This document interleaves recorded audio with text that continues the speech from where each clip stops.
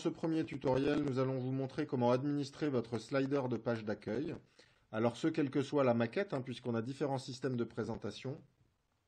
Pour autant, nous aurons toujours une image principale, un titre du slider, une petite introduction et éventuellement un bouton avec un lien, mais de manière optionnelle. Vous voyez que sur les sliders suivants, on n'a pas mis de bouton.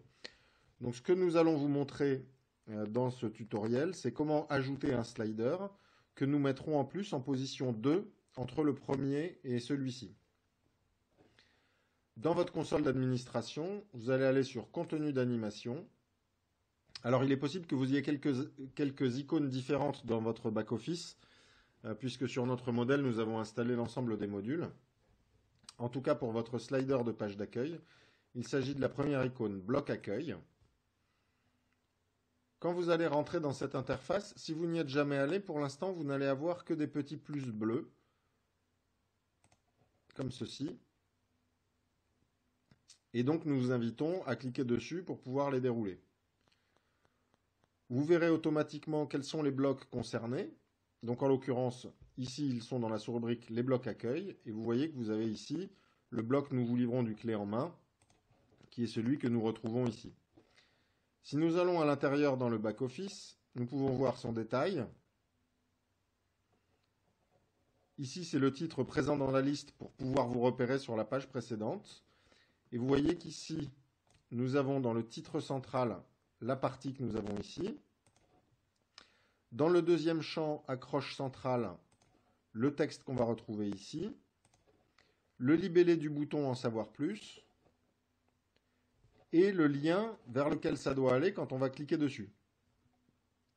Alors nous allons créer un nouveau slider à partir de cette liste. Donc je clique sur revenir à la liste. Et je vais rajouter une publication. Donc vous voyez qu'ici on a, alors selon la façon dont vous avez structuré votre arborescence, vous avez ici les blocs accueil, les blocs en ligne, les onglets, puisqu'on peut construire la page d'accueil de différentes manières. Et vous voyez qu'ici, on va donc en rajouter un dans les blocs accueil. Donc vous vérifiez dans la sous-rubrique de référence qu'on est bien dans les blocs accueil. Et on va l'appeler Slider Test Tutoriel. On valide. On va commencer par remplir les textes et ensuite on lui ajoutera son image. Affiché dans la langue. Alors selon les langues qui sont activées sur votre site, vous pouvez avoir différents petits drapeaux de langue pour mettre un slider que en français, que en anglais ou multilingue. Donc on va écrire du texte simple que vous puissiez vous y retrouver. Ici, mon titre principal de slider. Accroche centrale. Ici, mon accroche centrale. Le libellé du bouton, je clique ici.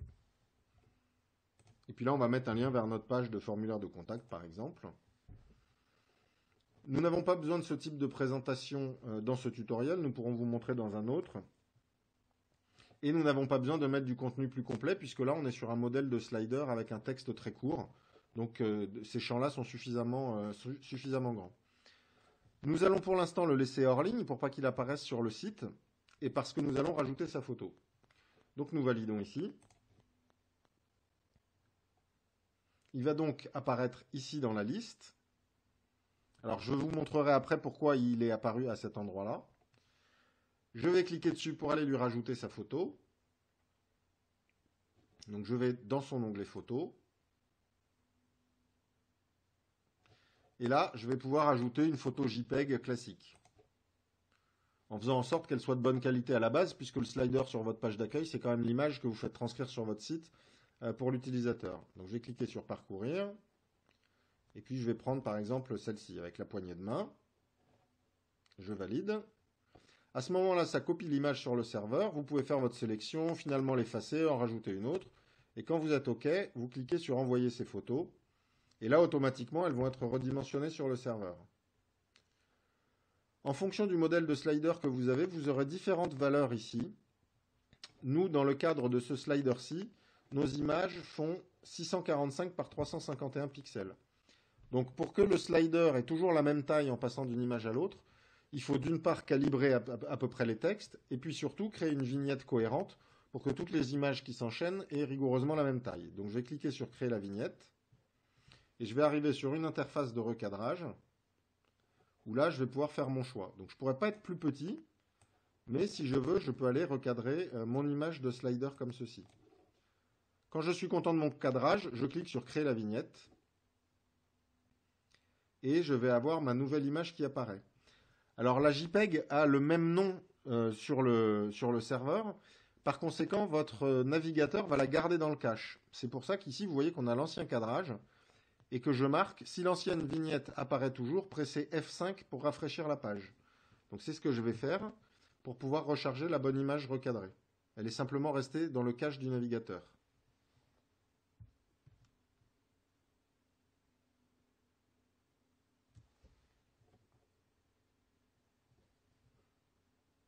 Donc là, vous voyez que mon image est bien cadrée et qu'elle va avoir les bonnes proportions pour figurer sur le slider. Je peux donc revenir à sa description. Et à ce moment-là, je vais le passer en ligne. Je valide. Vous voyez que maintenant, dans la liste, il a bien sa photo. Alors là, en fait, il est faussement en position 2. Il est en position 1 comme le premier, parce que tous les sliders qu'on rajoute se mettent en première position. Et quand ils sont plusieurs à avoir l'ordre 1, ils s'empilent. Donc vous allez cliquer sur Changer l'ordre des publications pour vérifier que vous le mettez exactement à l'endroit où vous voulez. Donc vous voyez, comme je vous disais, vous avez 1, 1, 3, 5. Alors peu importe qu'il y ait des trous, là il y a des 3 et des 5 parce qu'on en a ajouté, supprimé et qu'on n'a pas revu leur ordre. Donc là on les met dans l'ordre qu'on veut, on va mettre celui en bas. Et en validant, on aura l'ordre 1, 2, 3, 4 sans problème pour pouvoir être trié sur la page d'accueil. Je vais cliquer sur Valider ce nouvel ordre. Ici, donc là maintenant ils sont présentés dans cet ordre-ci. Et si je reviens sur la page d'accueil du site et que je la rafraîchis avec un F5, vous voyez que maintenant nous avons bien 4 boutons et non plus 3. Et si je vais sur ce bouton ou que je clique ici, d'ailleurs il passe tout seul si je n'émets aucune action. Vous voyez donc que sur notre slider, on a notre image correctement recadrée. Ici mon titre principal de slider, ici mon accroche centrale. Et je clique ici, et quand je vais cliquer, j'ai demandé un lien vers le formulaire de contact, donc je vais y arriver directement. Alors, c'est très facile à utiliser, et l'intérêt justement de ces sliders, c'est qu'ils ne parlent pas forcément de la même chose, ils ne font pas forcément des liens toujours sur le même type de page. Ça veut dire que vous pouvez faire un lien à un moment donné vers une actualité, le formulaire de contact, le trombinoscope pour un nouveau membre dans votre module de trombinoscope. Vous pouvez vraiment l'utiliser exactement comme vous le souhaitez. La seule chose qui est importante, comme je le disais tout à l'heure, puisque c'est vraiment l'image de votre page d'accueil, il est important de choisir des images de bonne qualité.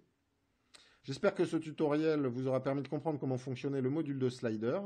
Alors, la norme veut qu'il ne faut pas aller trop au-delà de 5 éléments en page d'accueil, parce qu'au-delà, ça va lasser un petit peu vos internautes. Mais entre 2 et 5, vous avez largement de quoi vous exprimer pour faire passer un contenu de manière très prioritaire directement en page d'accueil de votre site.